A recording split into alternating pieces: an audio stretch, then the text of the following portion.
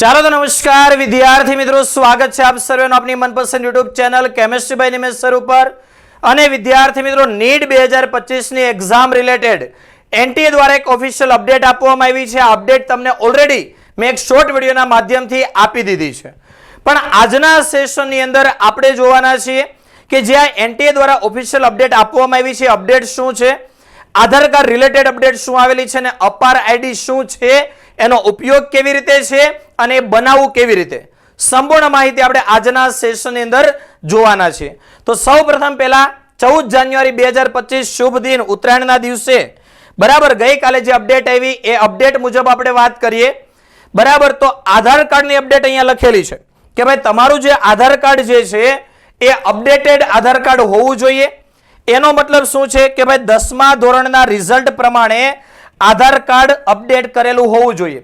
10મા ધોરણની અંદર જે રીતે તમારા નામ બરાબર તમારી સરનેમ હોય, સ્ટુડન્ટ નેમ હોય, ફાધર નેમ હોય, જે રીતે સ્પેલિંગ હોય એવી રીતે આધાર કાર્ડની અંદર અપડેટ કરેલું હોવું જરૂરી છે. ત્યાર પછી ડેટ ઓફ બર્થ લિંક હોવી જોઈએ, મોબાઈલ નંબર લિંક હોવો જોઈએ અને તમારું મેલ આઈડી. વિદ્યાર્થીઓ, જીમેલ આઈડી તમારે એવું લિંક કરાવવાનું છે અથવા તો લિંક કરેલું હોવું જોઈએ કે જનરલી આગળ પણ તમે કન્ટિન્યુ હવે એને યુઝ કરવાના છો. તો આધાર કાર્ડ જો અપડેટ કરેલું નહીં હોય તો નીટ 2025 નું ફોર્મ ભરવામાં તકલીફ પડશે. એટલે સૌ પ્રથમ પહેલા તમારે આધાર કાર્ડને અપડેટ કરાવવાનું છે. જો અપડેટ કરાવવાની જરૂર લાગતી હોય તો જે વિદ્યાર્થીઓનું આધાર કાર્ડ ઓલરેડી અપડેટેડ છે એને કોઈ પ્રોસેસ અત્યારે કરવાની જરૂર નથી. તો આધાર કાર્ડ અપડેટેડ હોવું જોઈએ તો તમે નીટ 2025 નો ફોર્મ આરામથી ફિલઅપ કરી શકશો.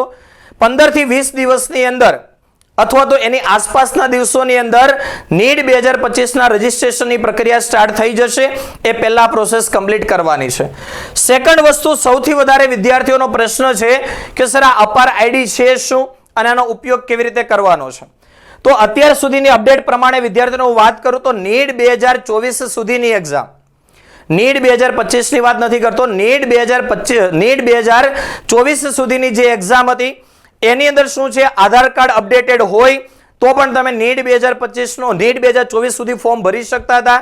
બીજી વસ્તુ એ છે કે જ્યારે તમે એક્ઝામ આપવા માટે સેન્ટર પર જાઓ છો ત્યારે તમને ખ્યાલ છે કે તમારે ત્યાં પાસપોર્ટ સાઇઝનો ફોટો, 4x6 નો ફોટો અને આધાર કાર્ડ ઓરિજિનલ સાથે લઈને જવાની જરૂર હતી. બરાબર, જ્યાં વેરિફિકેશન કરવામાં આવતું હતું, બાયોમેટ્રિક વેરિફિકેશન આપણે જેને કહીએ છીએ, વેરિફિકેશન કરવાની જરૂર રહેતી હતી. આ વર્ષે પણ એ જરૂર તો રહેશે જ, પણ આ વખતે એનટીએ દ્વારા એક નવી અપડેટ આપવામાં આવી છે. એ મુજબ બની શકે છે કે સેન્ટર ઉપર ઓનલાઈન વેરિફિકેશન પ્રોસેસની સુવિધા પણ એ લોકો આપે. તો એના માટે તમારે અપાર આઈડી બનાવવું જરૂરી છે, ફરજિયાત નથી પણ બનાવવું જરૂરી છે. તો થોડીક મેથડ ઇઝી થઈ જશે. તો અહીંયા અપાર આઈડી રિલેટેડ ઇન્ફોર્મેશન આપેલી છે. હવે આપણે આજના સેશન અંદર જોઈશું કે આ અપાર આઈડી બનાવવું કેવી રીતે. તો અપાર આઈડી બનાવવા માટે તમારે શું કરવાનું છે, સૌ પ્રથમ ક્રોમ બ્રાઉઝર અથવા તો ગૂગલ બ્રાઉઝરની અંદર ડિજીલોકર વેબસાઇટ ઓપન કરવાની છે. બરાબર છે, ડિજીલોકર તમે ઓપન કરશો એટલે ફર્સ્ટ જે આવે છે એના ઉપર તમારે ક્લિક કરવાનું છે. એટલે આ રીતનું એક પેજ આવશે. જો તમે ડિજીલોકરમાં ઓલરેડી એકાઉન્ટ બનાવેલું છે તો ફરીથી બનાવવાની જરૂર નથી, પણ જો ડિજીલોકરમાં તમે એકાઉન્ટ બનાવેલું નથી તો તમારે ડિજીલોકર વેબસાઇટ ઓપન કરી સાઇન અપ ઉપર ક્લિક કરવાનું છે. સાઇન અપ ઉપર ક્લિક કરશો એક નવું પેજ ઓપન થશે અને પેજની અંદર કેટલીક ડિટેલ માંગેલી હશે જે ડિટેલ તમારે ફિલઅપ કરવાની છે. તો સૌપ્રથમ દોસ્તો અહીંયા જોશો તો ફૂલ નેમ એન્ટર કરવાનું છે, 10માના રિઝલ્ટ પ્રમાણે નાખી દેવાનું છે એટલે કોઈ માથાકૂટ ન આવે. ત્યાર પછી date of birth male female જે હોય એન્ટર કરવાનું. મોબાઈલ નંબર એવો એન્ટર કરજો જે આધાર કાર્ડ સાથે લિંક હોય અને આગળ તમે કન્ટિન્યુ એનો યુઝ કરવાના હોય. ત્યાર પછી મેલ આઈડી પણ સેમ આધાર કાર્ડ સાથે લિંક હોય એવું મેલ આઈડી એન્ટર કરી દેવાનું. અને 6 ડિજિટ સિક્યુરિટી પિન એ તમે તમારી રીતે સેટ કરી શકો છો, યાદ રહેવો જોઈએ. તો આપણે અહીંયા એક ડિટેલ એન્ટર કરીને પણ તમને બતાવીએ છીએ. ફર્સ્ટ છે ફૂલ નેમ. બરાબર, એક વિદ્યાર્થીનું ફોર્મ ભરીને હું તમને બતાવું છું, બરાબર, જેથી કરીને તમને ખ્યાલ આવે કે આ ફોર્મ કેવી રીતે ફિલઅપ કરવાનું છે.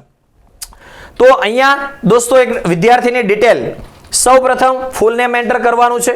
ફૂલ નેમ એન્ટર થઈ જાય પછી ડેટ ઓફ બર્થ એન્ટર કરવાની છે. ડેટ ઓફ બર્થ જે છે એની અંદર દોસ્તો અહીંયા હું એન્ટર કરી દઉં છું ડેટ ઓફ બર્થ. બરાબર છે, ઓકે. ચલો ડેટ ઓફ બર્થ આપણે એન્ટર કરી દઈએ.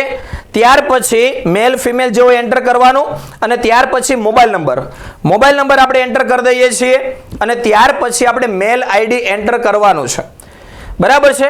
ચાલો તો મોબાઈલ નંબર એન્ટર કરી દીધો છે. ત્યાર પછી ઈમેલ આઈડી એન્ટર કરવાનું છે આપણે, તો ઈમેલ આઈડી એન્ટર કરી દઈએ અને ત્યાર પછી 6 આંકડાનો એક પિન આપણે સેટ કરીશું. ઓકે, તો આ રીતે સંપૂર્ણ તમારે પ્રોસેસ કરવાની છે, ડિટેલ એન્ટર થઈ જાય.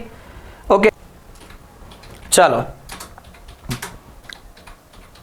ઓકે, ચાલો મેલ આઈડી આપણે અહીંયા એન્ટર કરી દીધું છે. હવે સિક્યુરિટી પિન આપણે એન્ટર કરી દઈએ છીએ. એટલે ડિજીલોકરની અંદર એકાઉન્ટ તમારું બનાવવા માટે તમારા મોબાઈલ નંબર ઉપર એક ઓટીપી આવશે. ઓટીપી અહીંયા તમારે એન્ટર કરવાનો છે, બરાબર છે. જે મોબાઈલ નંબર તમે એન્ટર કરેલો છે એની અંદર ઓટીપી આવશે. એ ઓટીપી અહીંયા તમારે એન્ટર કરવાનો અને ત્યાર પછી સબમિટ બટન પર તમારે ક્લિક કરવાનો છે. ચાલો તો વિદ્યાર્થીઓ અહીંયા આપણે એન્ટર કરી દઈએ છીએ ઓટીપી.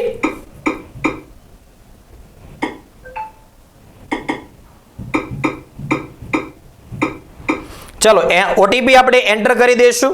એટલે હવે તમારે અહીંયા આધાર કાર્ડ નંબર એન્ટર કરવાનો આવશે. તો આધાર કાર્ડ નંબર આપણે અહીંયા એન્ટર કરી દઈએ. ઓકે, તો તમારે આધાર કાર્ડ નંબર તમારો જે હોય એ તમારે અહીંયા એન્ટર કરવાનો છે.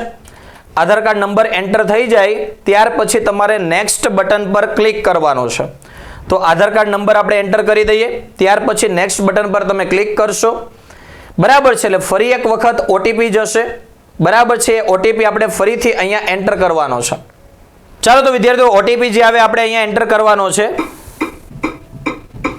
ઓટીપી આપણે એન્ટર કરી દઈએ ત્યાર પછી તમારે અહીંયા સબમિટ પર ક્લિક કરવાનું છે.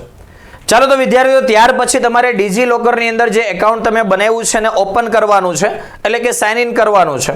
તો મોબાઈલ નંબર તમે એન્ટર કરશો, બરાબર. મોબાઈલ નંબર એન્ટર થઈ જાય નેક્સ્ટ બટન પર તમે ક્લિક કરો એટલે 6 ડિજિટ પિન આવશે, ત્યાં પિન એન્ટર કરી દઈએ. ચાલો તો વિદ્યાર્થીઓ ડિજીલોકરની અંદર તમારું એકાઉન્ટ બની જાય ત્યાર પછી આ રીતનું એક નવું પેજ ઓપન થશે અને આ પેજની અંદર અહીંયા તમારે યુઝર નેમ એન્ટર કરવાનું છે.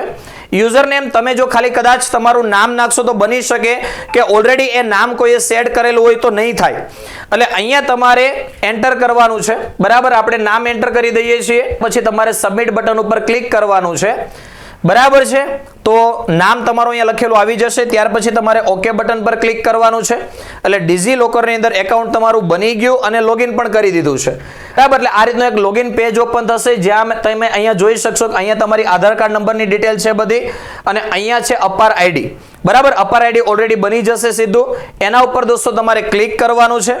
એના ઉપર ક્લિક કરશો એટલે એક પીડીએફ ફાઇલ ઓપન કરવાનું કહેશે. આ ફાઇલને તમારે ઓપન કરવાની છે, બરાબર છે. એટલે દોસ્તો તમે અહીંયા જોઈ શકો છો કે આ રીતનું તમારું અપાર આઈડી ડાયરેક્ટલી બની જશે. તો આ સંપૂર્ણ પ્રોસેસ છે અપાર આઈડી બનાવવા માટેની. તો વિદ્યાર્થી મિત્રો આવી જ રીતે તમારે ડિજીલોકરની અંદર એકાઉન્ટ બનાવવાનું છે જેથી કરીને નીટ 2025 ના રજીસ્ટ્રેશન પ્રક્રિયા જ્યારે સ્ટાર્ટ થાય ત્યારે તમે આધાર કાર્ડ દ્વારા તો ફોર્મ ફિલઅપ કરી જ શકો છો, પણ જો અપાર આઈડી ડિજીલોકર દ્વારા ફોર્મ ભરવાની જરૂર પડે તો પણ તમે ભરી શકો. તો આવી જ રીતે દરેકે દરેક અપડેટ જે કંઈ હોય એના રિલેટેડ સંપૂર્ણ ઇન્ફોર્મેશન માટે નીટ 2025 બોર્ડ 2025 ગુજકેટ 2025 ની સંપૂર્ણ તૈયારી માટે તમારે શું કરવાનું છે, આપણી કેમેસ્ટ્રી બાય નિમેશ યુટ્યુબ ચેનલને સબસ્ક્રાઇબ કરી ઓલ નોટિફિકેશન ઓન કરી દેવાનું છે જેથી આપણી ચેનલ ઉપર જે કોઈ પણ સેશન લાઈવ થાય અથવા તો રેકોર્ડિંગ ફોર્મેટમાં અપલોડ થાય એની નોટિફિકેશન સમયસર તમારા સુધી પહોંચતી રહે. તો આજના સેશન આપણે અહીંયા એન્ડ કરીએ છીએ. મળીએ એક નવા સેશનની અંદર. ત્યાં સુધી બાય બાય, આવજો.